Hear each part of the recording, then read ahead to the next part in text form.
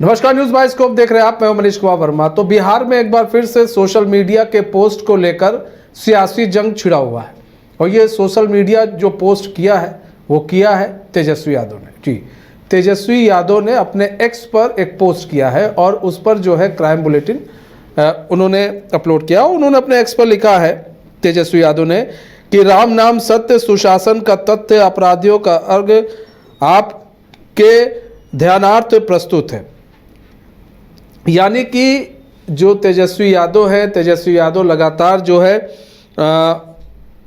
अब क्राइम को लेकर, बढ़ते अपराध को लेकर, बिहार के अंदर गड़बड़ हो चुके लॉ एंड ऑर्डर को लेकर अब वो तमाम तरह से घेरने की कोशिश कर रहे हैं।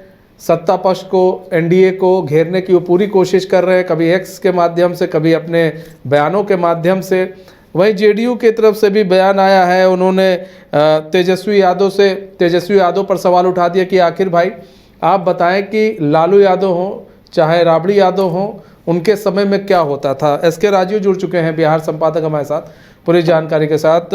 एसके राजू जी, बिहार में अब जो सोशल मीडिया पर पोस्ट को लेकर एक बार फिर से जो है सियासी पारा काफ़ी हाई हो, खासकर तेजस्वी यादव के पोस्ट को लेकर। लगातार वो क्राइम को लेकर पोस्ट कर रहे हैं, लगातार क्राइम को लेकर वो सरकार को घेर रहे हैं और जो सरकार है वो लगातार जो है लालू और राबड़ी देवी के समय की याद दिला रही है।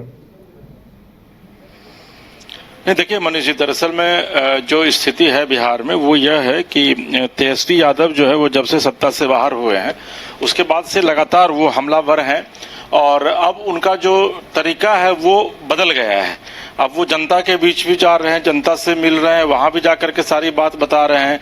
इसके बाद वो सीधे तौर पर अब सोशल मीडिया का उन्होंने सहारा लिया है, क्योंकि तेजस्वी यादव को यह पता है कि सोशल मीडिया के सहारे भी जो है वो जंग जीती जा सकती है। क्योंकि आपको ये पता है कि 2014 में किस तरीके से सोशल मीडिया के माध्यम से ही बीजेपी सत्ता में आई थी और उसके बाद से सोशल मीडिया पर लगातार बीजेपी अपने फॉलोवर्स को बढ़ाती भी रही।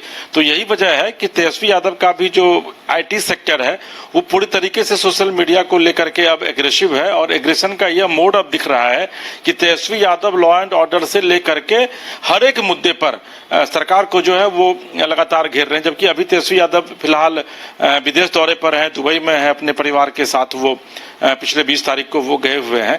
लेकिन उसके बावजूद आप देखिए कि आज भी जो उन्होंने जो आंकड़ा जारी किया है उसमें 150 उन्होंने सूची जो है वो जारी की है, 150 लिस्ट उन्होंने आज जारी किया है और यह बताया है कि भाई देखिए किस तरीके से बिहार में क्राइम की स्थिति जो है वो खराब है, लॉ एंड ऑर्डर की स्थिति चरमरा रही है, रोज हत्याएं हो रही है, बलात्कार हो रहा है। कल का अगर आप देखेंगे तो कल वो लिखते हैं कि भाई देखिए बाढ़ से जो है वो बिहार बेहाल है और सरकार जो है वो जनता के बीच में नहीं जा रही है।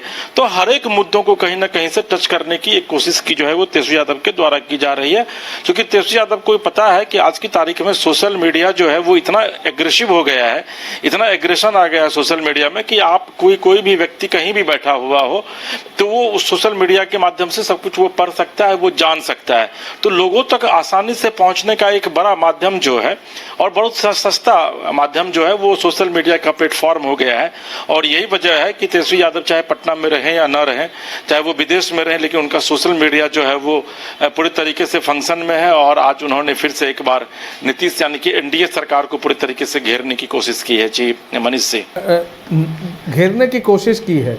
लेकिन यहाँ पर अगर बात करें जो जेडीयू है, अगर जेडीयू कह रही है कि भाई आप अपने समय का जो है क्राइम का जो आंकड़ा है वो दे दें तो पता चल जाएगा क्राइम का आंकड़ा किसके समय में ज़्यादा बढ़ा है, तो ऐसे में तो जेडीयू भी दे सकती है ना वो आंकड़ा। तो जेडीयू तो बड़े आराम से निकाल लेगी। वो भी क्या करे, आंकड़ा जारी कर दे, ये भी आंकड़ा जारी कर दे, अपना भी आंकड़ा जारी कर दे। अभी दूध का दूध पानी का पानी हो जाएगा। बयानबाजी से क्या होगा, हवाई फायर करने से कोई फायदा नहीं है। आप दोनों, ये दोनों लोग सत्ता में रहे, जेडीयू अलग जारी कर दे, आरजेडी अलग जारी कर दे, या फिर जेडीयू अपना और आरजेडी का जारी कर दे, या आरजेडी अपना और जेडीयू का जारी कर दे। अभी दूध का दूध पानी का पानी हो जाएगा। किसके राज्य में जंगल राज रहा है, किसके राज्य में सुशासन राज रहा है।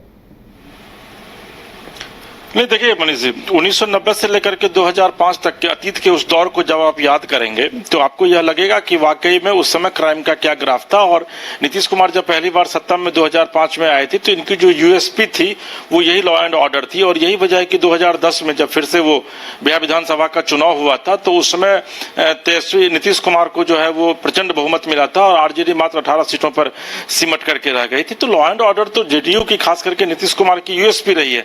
लेकिन पिछले कुछ दिनों से अगर आप देखेंगे तो क्राइम का ग्राफ निश्चित तौर पर बिहार में बढ़ा है।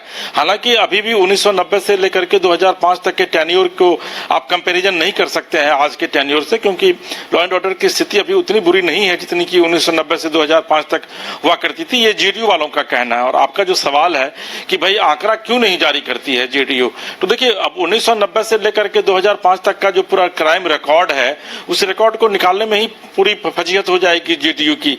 और अगर वो निकालती है तो फिर आरजेडी भी जेडीयू के पूरे आंकड़े को निकालेगा कि भाई 2005 से लेकर के और 2024 तक में क्राइम का क्या ग्राफ रहा है। तो 18 साल, 17, 19 साल बनाम 15 साल अगर आप देखेंगे तो हो सकता है कि दोनों में समान हो, दोनों का पैरेलल हो दोनों।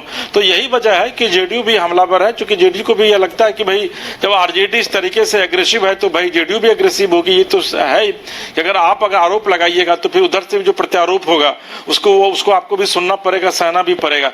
तो आरोप प्रत्यारोप का ये दौर जो है ये अभी आपको लगातार चलेगा और 2025 के अक्टूबर नवंबर तक चलेगा, जब तक कि चुनाव बिहार में नहीं हो जाता है। क्योंकि आप देखिए कि नीतीश कुमार जो है वो पूरी तरीके से ये क्लियर कर चुके हैं कि भाई अब वो किसी भी कीमत पर जो है वो जाने वाले नहीं है आरजेडी के साथ।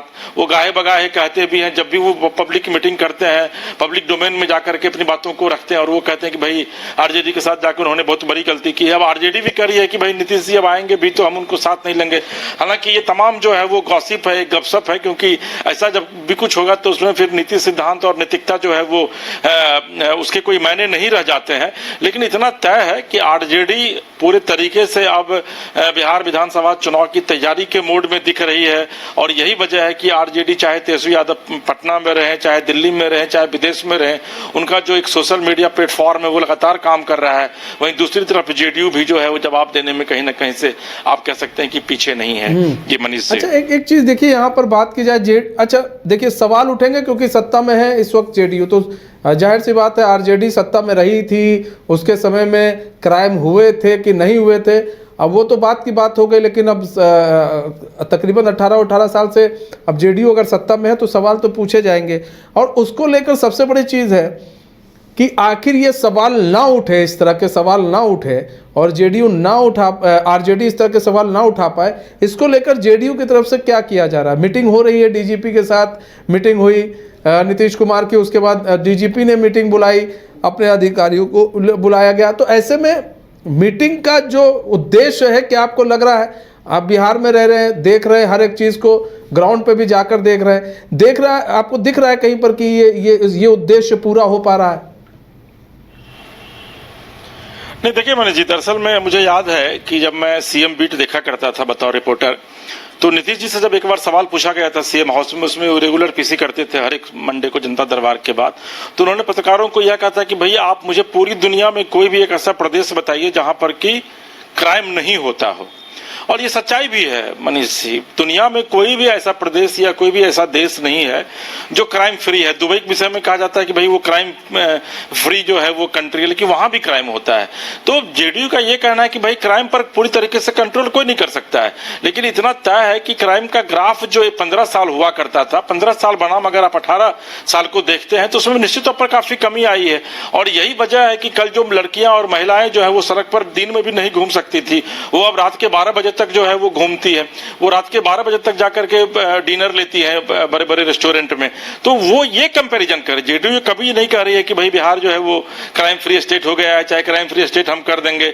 चाहे दुनिया के कोई भी डीजी जो है या पुलिस आयुक्त जो है वो ये नहीं कह सकते हैं कि भाई मैं पूरी तरीके से क्राइम में फ्री कर दूंगा। लेकिन इतना तय है कि क्राइम के रेशियो में कमी निश्चित तौर पर आई है, अगर आप उस शासन को याद करेंगे और इस शासन को याद करेंगे। हाँ, इतना तय जरूर है कि बिहार में पिछले कुछ दिनों में क्राइम का ग्राफ बढ़ा रहा है। और आप देखिए कि क्राइम का ग्राफ बढ़ा तो जो RS भट्टी जो एसपी थे, सॉरी DGP थे, उनको जाना पड़ा। अभी आलोक राज नए DGP के तौर पर आए हैं। तो भाई आप कोई भी अधिकारी किसी भी क्षेत्र में अगर जाता है तो जब कमान संभालता है तो उसको आपको चांस देना पड़ेगा। तो ऐसा तो है नहीं कि DGP के पास कोई छूमंतर छड़ी है कि भाई आप आए और सबको हाँक दिया और क्राइम खत्म हो गया।